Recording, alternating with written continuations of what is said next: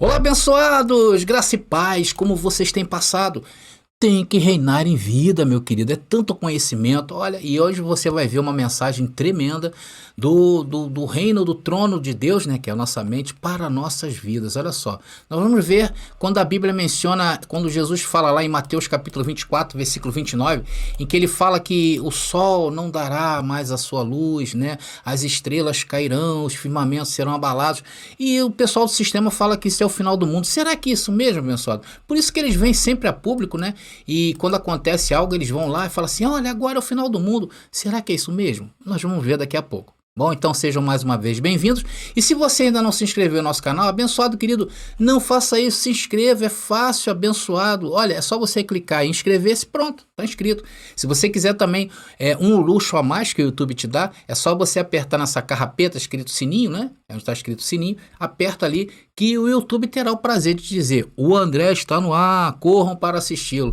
É isso mesmo que acontece. E você que já sabe que vem coisas boas por aí, já deixa o seu like, abençoado. Não faça isso, não tenha mão de ferro, né? Tenha uma mão graciosa daqueles que são da graça, tá bom? Bom, e para você aí que amar essa mensagem, o que vai te custar compartilhar para aqueles que você ama? A única coisa que vai acontecer com eles é eles se libertarem do sistema religioso.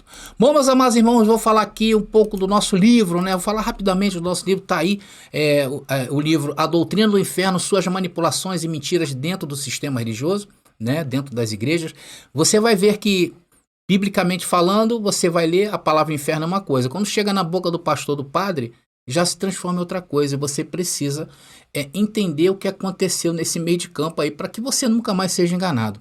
E isso é o que está acontecendo com a vida de pessoas que têm adquirido esse livro para suas vidas, né? Inclusive esse livro já está rodando o Brasil de forma tremenda, tá? Tá causando aí um alvoroço entre as pessoas que adquiriram esse livro, tá legal? Então, como é que você vai fazer para adquirir esse livro? Entrar em contato comigo hoje mesmo, né, através desse WhatsApp aí, que eu vou te dar as coordenadas, como é que você vai fazer para estar adquirindo esse livro aí. Tá legal? Abençoado, não deixa não. Eu falo uma coisa para vocês, todos que leram nunca mais foram os mesmos. Tá legal? Bom, a outra novidade que eu tenho é rápido também, tá? Olha, os abençoados que me cobraram aí as estampas, né? André, cadê as estampas, André? E eu sempre, não, vai sair, nunca saía. E a gente arrumou uma parceria que eles estão fazendo tudo, desde a sua quando você entra no site, lá tem todas as informações, tudo é por eles, abençoado. É uma empresa com mais de 30 anos de mercado, com muita qualidade. E olha, as estampas estão lindas. Depois vocês visitam aí o nosso site, que está nas descrições aí, e que vai aparecer para vocês aí durante essa mensagem, tá legal? Tá nas descrições e vai estar também fixado no primeiro comentário aqui dessa mensagem. Tá legal? Vai lá e veja as estampas, né? Você vai amar, porque você vai arrasar na sua cidade. Abençoado, já pensou você chegar lá, quando a graça é pura, o diabo está morto? Olha, os abençoados vão te perguntar: o que é isso? Você, que forma é essa? Aí você vai mostrar como nós temos qualidade em servir a Deus, né? Porque a graça é a qualidade, né? A graça é sair do mundo das trevas realmente, né? Sair daquele pensamento do tempo das cavernas, né? Se assim posso usar aí essa expressão, porque a gente vai entender um pouquinho isso nessa mensagem aí, como pensam os abençoados. Então isso aí, abençoado, tá aí. A segunda coisa que eu queria contar para vocês, que não é tão novidade assim, mas está lá. Abençoados, vão lá e visitem e vejam, tá? As estampas aí para você estar mostrando a graça também através das camisas para o Brasil, tá? Isso é uma excelente forma também de evangelizar, tá legal? Então, abençoados, vamos à mensagem de hoje. Vamos lá, abençoados queridos. Olha, nós vamos falar aí de um tema tremendo. Outro dia mesmo teve um abençoado que me procurou aqui no WhatsApp, né? No nosso WhatsApp aqui do canal, e ele disse bem assim: André, Jesus disse que a terra seria destruída. Aí eu perguntei assim: irmão, onde você viu isso? Então ele me disse assim, ó, lê lá em Mateus capítulo 24, versículo 29. Eu fui, peguei e li. E eu quero ler com vocês aqui também, tá aí. Diz o texto ali, logo após a tribulação daqueles dias, diz o texto, o sol escurecerá e a lua não dará a sua luz, e as estrelas do céu cairão, e os poderes do céu serão abalados. Olha só. Então ele me disse assim: André, tá vendo aí? O mundo vai acabar, André. Aí eu tentei explicar ao abençoado, tentar explicar de uma forma ou de outra que Jesus falou aquilo ali, mas era para aqueles dias. Que nós não podemos pegar essa informação, esse versículo isolado, daquilo que Jesus falou e tirá-lo do contexto. E qual é o contexto de tudo que Jesus falou e disse? Ele aí já não sabia me responder, sabe?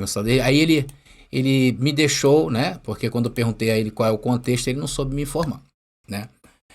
Bom, abençoados, tudo que Jesus disse, tudo que Jesus falou, tá?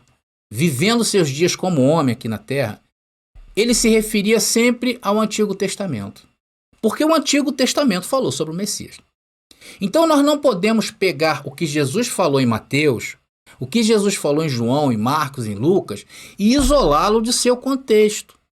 Igualmente o Apocalipse, igualmente a tudo o que se refere à vinda de Jesus. Porque a Bíblia tem que estar em harmonia. Se nós pegarmos, principalmente no que tange as profecias, e tirá-la do seu contexto e trazer para os dias de hoje, vamos estar em desarmonia.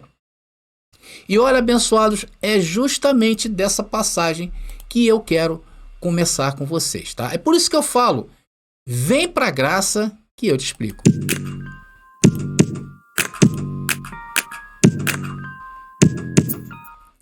Abençoados, vamos ler também o versículo 30, tá? Vamos ler o versículo 30, que é o complemento. Eu não vou falar muito sobre ele, mas é para efeito aí da gente poder entender, tá? Aí diz ali: então aparecerá no céu o sinal do Filho do Homem, porque estava se referindo à vinda de Jesus.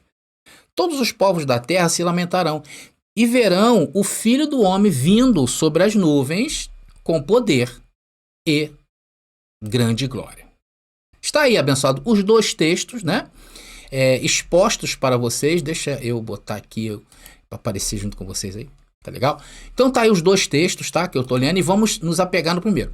Se eu pegar agora esses dois versículos fora do verdadeiro contexto e aplicar, de repente, em uma igreja evangélica, uma igreja católica, uma igreja do sistema religioso, e começar a pregar sobre o fim do mundo, logo todos acreditarão. Sim ou não? Claro que todos vão acreditar.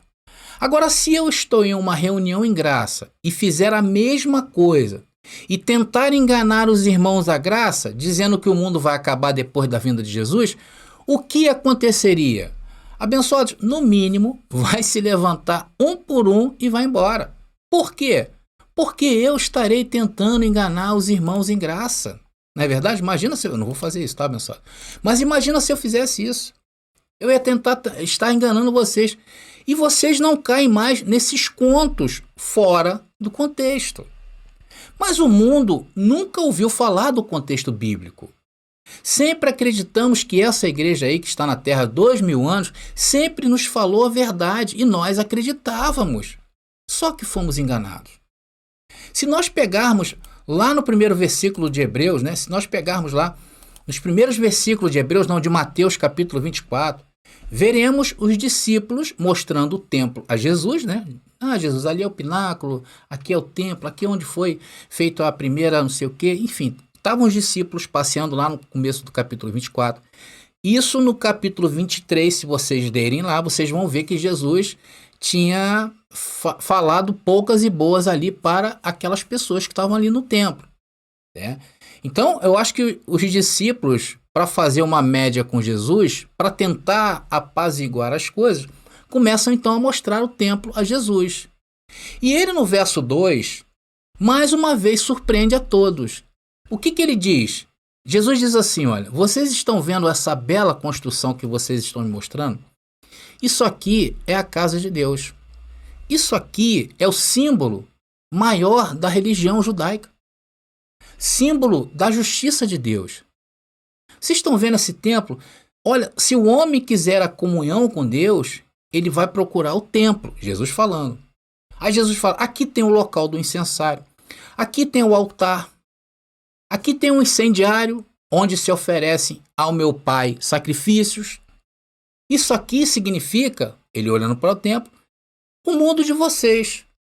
Só que tem uma coisinha que vai acontecer no mundo de vocês. Isso aqui vai cair. E não vai ficar pedra sobre pedra que não seja derrubada. O mundo de vocês irão acabar. É isso que Jesus disse ao falar que o templo seria derrubado. E isso atinge em cheio o coração dos discípulos que estavam ouvindo aquilo ali. Eles eram judeus de nascença. Eles eram israelitas. Atônitos devem ter ficado, né?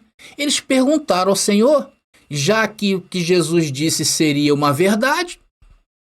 Então, para escaparem, eles fazem a pergunta: Senhor, haverá algum sinal disso que você está falando, da sua vinda?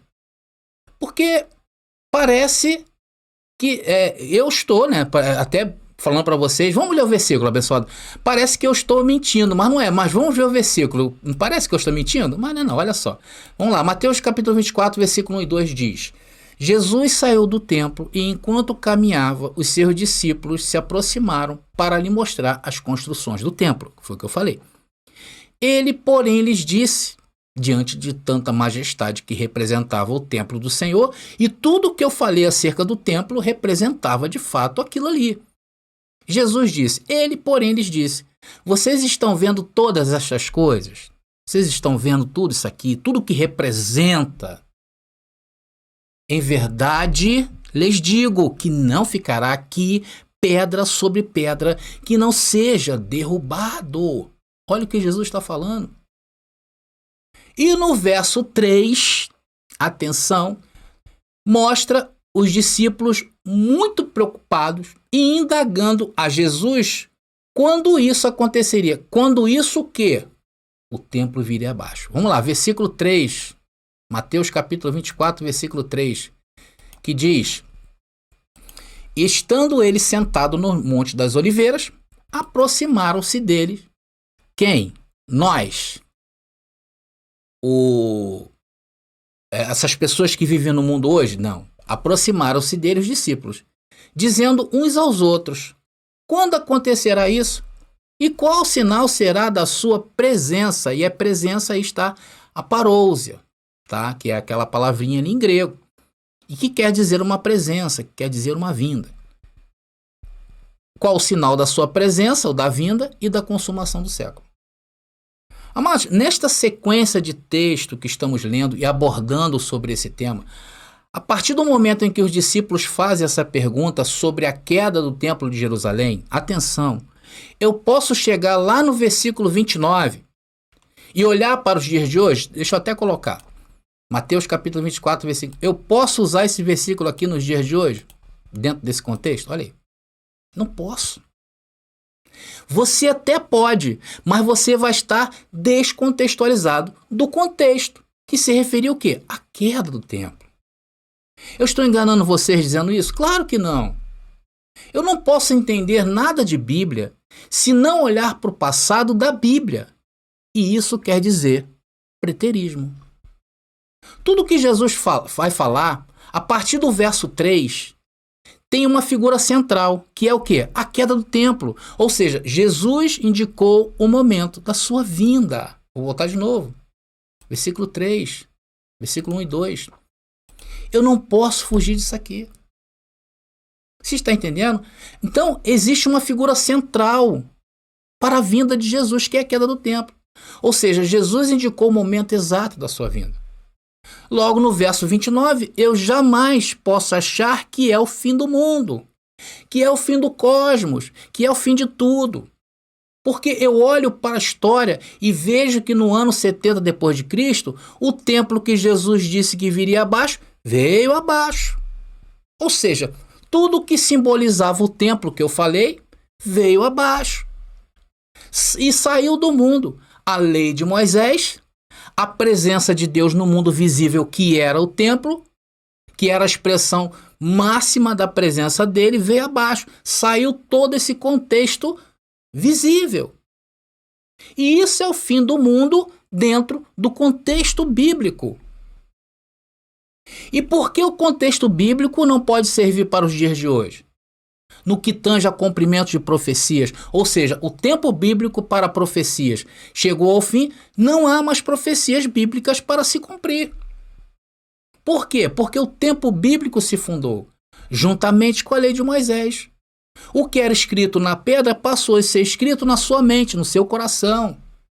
É por isso que Paulo, em Revelação, escreveu isso aqui, queridos. Olha aí o tempo que nós vivemos hoje. Olha porque o templo veio abaixo. 1 Coríntios capítulo 2, versículo 16, está aí. Mas nós temos a mente de Cristo, ou a mente do Senhor.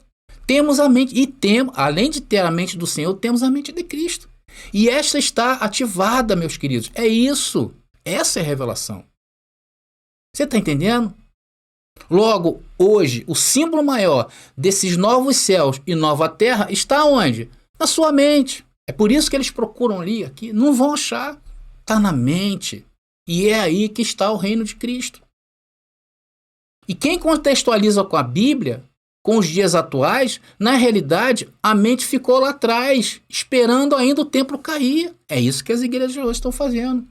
Por isso que quando chegamos em graça, temos a sensação de que o templo de pedra caiu nas nossas vidas. É por isso que a gente sai de lá, porque a gente está entendendo tudo isso. Então, queridos, de posse do contexto certo, Jesus estava falando para os judeus. Jesus se comunicava com os judeus. Jesus não falou no Sermão do Monte, ele dirigiu a palavra a você nos dias de hoje. Nós podemos entender, dentro desse contexto, podemos entender do que se trata o verso 29. E a primeira revelação que chega à tua vida é que isto aqui, no versículo 29, não se trata do fim do mundo, globalmente falando. Logo, todo o texto de Mateus 24 está relacionado ao aion daqueles dias, e não ao cosmos, ao mundo romano daqueles dias. Aí nós temos que fazer o quê? Temos que buscar no Antigo Testamento o que quer dizer esses elementos citados no verso 29, que eu vou colocar de novo para vocês aí. Nós temos que ir, nós não podemos fugir desse contexto, está aí, ó. Temos que ir lá procurar isso aí, ó. Aonde nós vamos? Para os dias de hoje? Não. Então tá ali, ó, a tribulação daqueles dias, o sol escurecendo. Que tribulação é essa?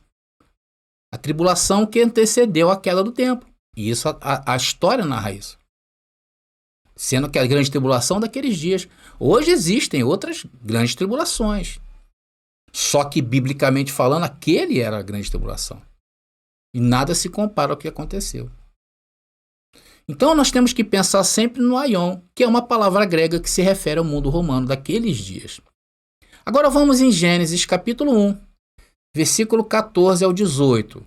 Vamos buscar evidências de Mateus capítulo 24, porque Jesus falou isso aqui. Jesus não apontou para frente, para o futuro. Jesus apontou para um passado. E a gente tem que ir aonde? No passado. Tá aí.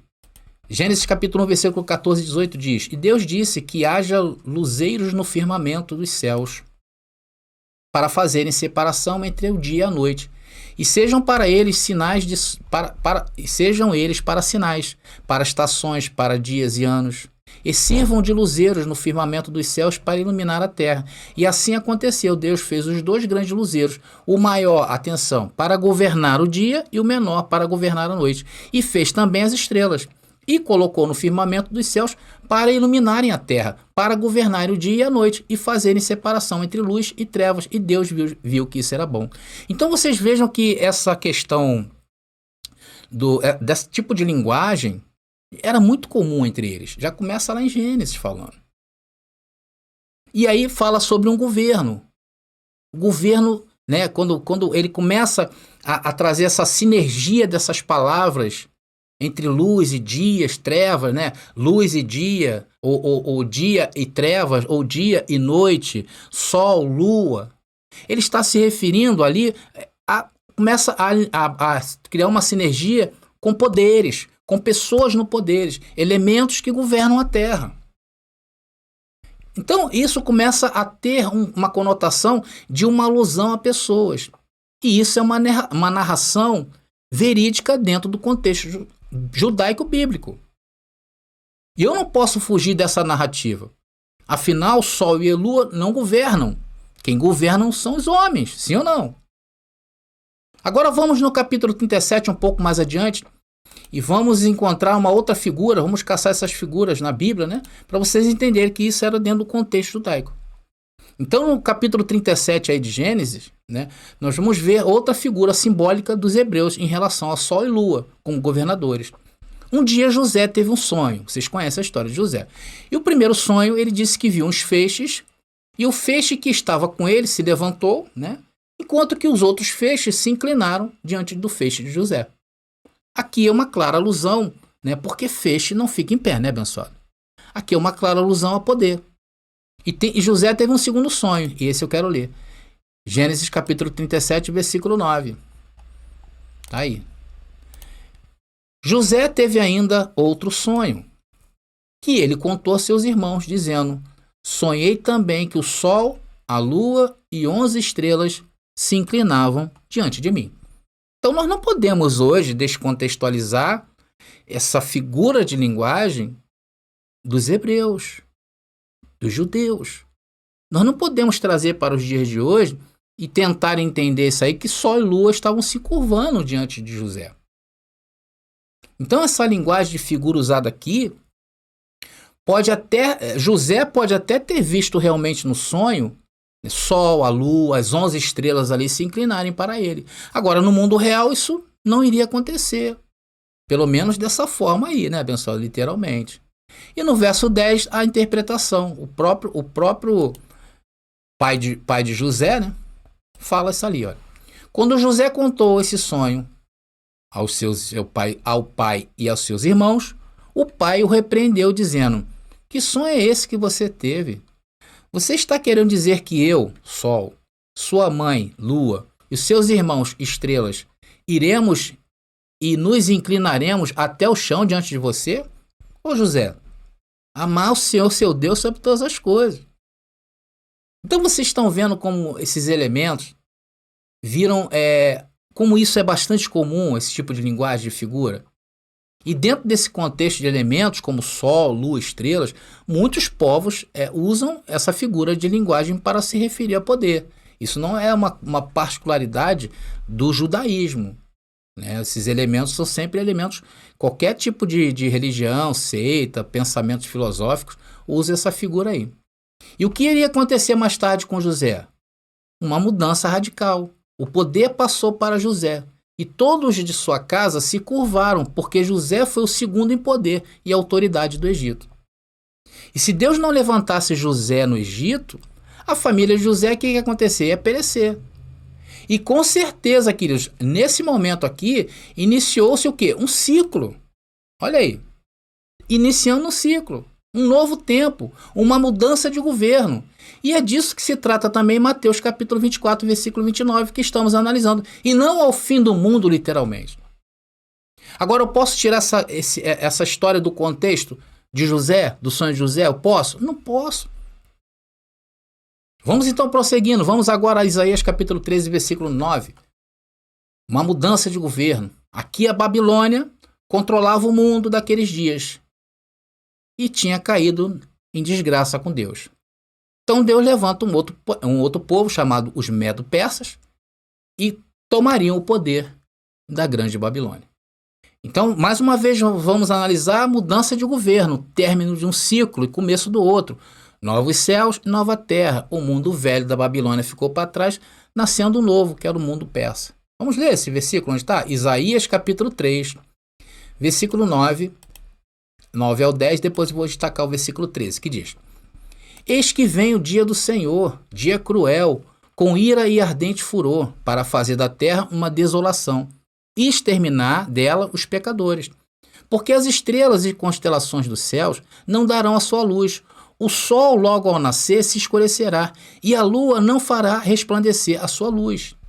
Portanto, farei estremecer os céus, e a terra será sacudida do seu lugar, por causa da ira do Senhor dos Exércitos, e por causa do dia de seu ardente furor. Estão percebendo aí, abençoado, da linguagem usada? Olha aí, a mesma linguagem, não é verdade? É disso que se trata também lá o texto de Mateus capítulo 24, versículo 29. Por quê? É uma figura de linguagem dos judeus. E essa profecia não se refere aos dias de hoje, tá? Se refere àqueles dias, Aí você pode até me perguntar assim, mas André, como você sabe disso? Eu provo. Aí vamos ler Mateus capítulo 13, versículo 1, depois 17 e 18. Tá ali, ó. Falando sobre quem? Tá ali. Sentença contra a Babilônia, que Isaías, filho de Amós, recebeu numa visão. Eis que contra os babilônios eu despertarei os medos, que não farão caso de prata, nem se alegrarão com ouro. As suas flechas matarão os jovens, olha aí, eles não se compadecerão dos recém-nascidos, e os seus olhos não pouparão as crianças. Parece até um contexto de Apocalipse, né, abençoados? Mas não é. É um contexto assim na linguagem figurada, que é a mesma coisa. Tá? As mesmas linguagens usadas nessas profecias é usada lá em Apocalipse. Por isso que nós não podemos pegar o Apocalipse e olhar para o futuro. Nós temos que pegar o Apocalipse e olhar para trás. No caso do Antigo Testamento. Então eu não posso admitir outro pensamento aqui. Agora, abençoado, eu estou certo ou eu estou errado? Isso é uma tese minha ou o que eu estou mostrando para vocês é Bíblia? Claro que é Bíblia. Lá em Mateus, também eu provo para você que se referia àqueles dias. Jesus olhou para o templo e disse, vou colocar de novo aí porque vale a pena. Vale a pena ver de novo, né? Tá aí. Tá, vale a pena ler de novo. Tá aí, ó. Ele, porém, lhes disse, vocês estão vendo todas estas coisas se referindo ao templo? Em verdade lhes digo que não ficará aqui pedra sobre pedra que não seja derrubada. Amados, se Jesus tem credibilidade com você, você acredita nele, e se você acredita nele, procura na história.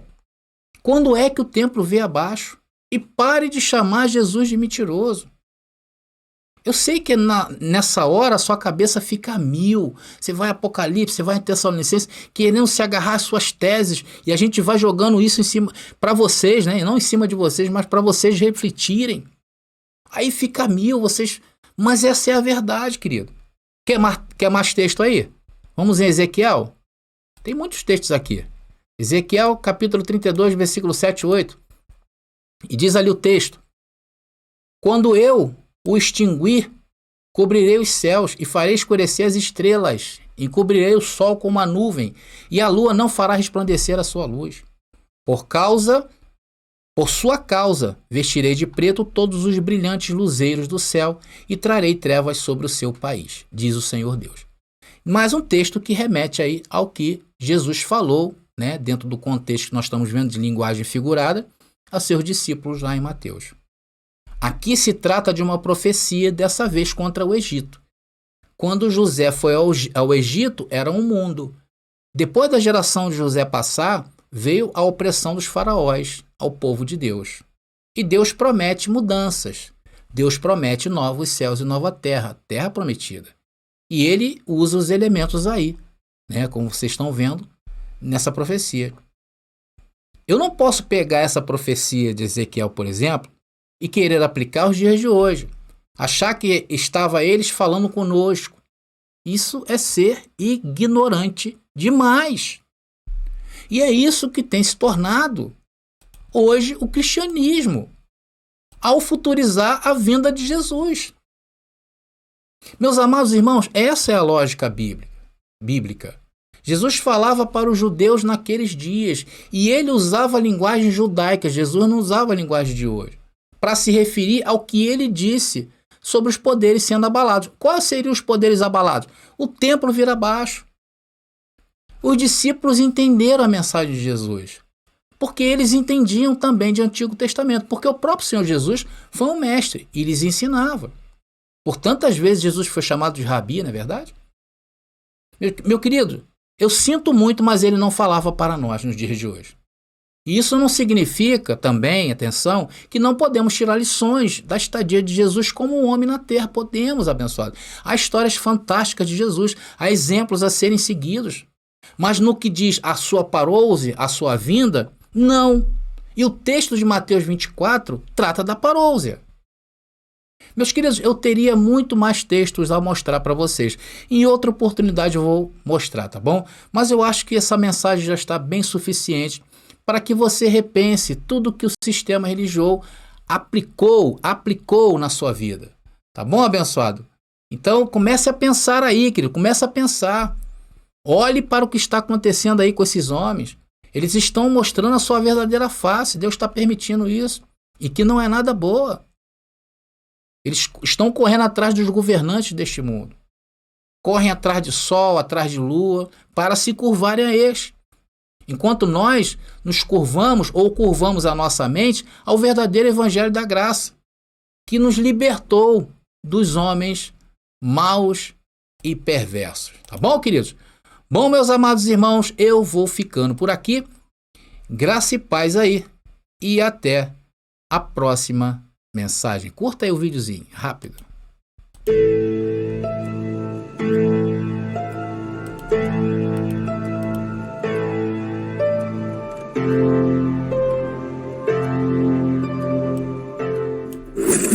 Lançamento! Já chegou nossas camisas estampadas com frases em graça. Agora você já pode mostrar ao mundo o verdadeiro evangelho através das nossas estampas. Além de camisas, temos uma coleção inteira feminina. Moletons, bonés, canecas, aventais, posters e muito mais. Confira no nosso site. Acesse lojadobem.shop, lojadobem.shop e confira.